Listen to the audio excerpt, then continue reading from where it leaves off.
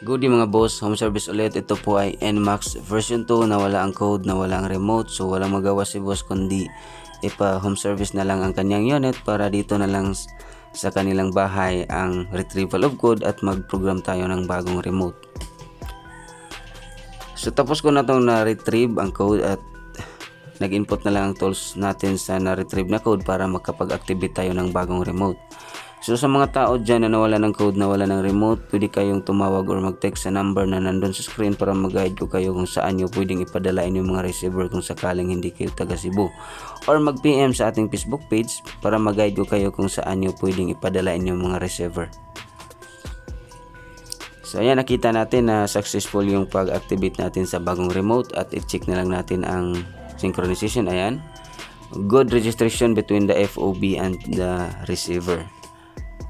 So ulitin ko, kung hindi kayo taga Cebu, pwede kayong tumawag or mag-text sa number na nandun sa screen para mag-guide ko kayo kung saan nyo pwedeng ipadala inyong mga receiver kung sakaling hindi kayo taga Cebu.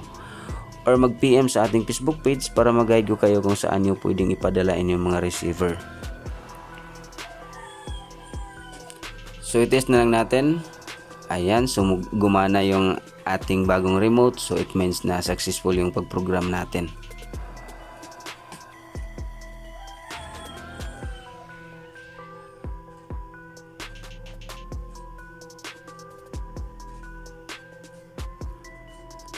Alright, so nakita natin na nag-on yung engine, so successful yung ating pag-program. Okay?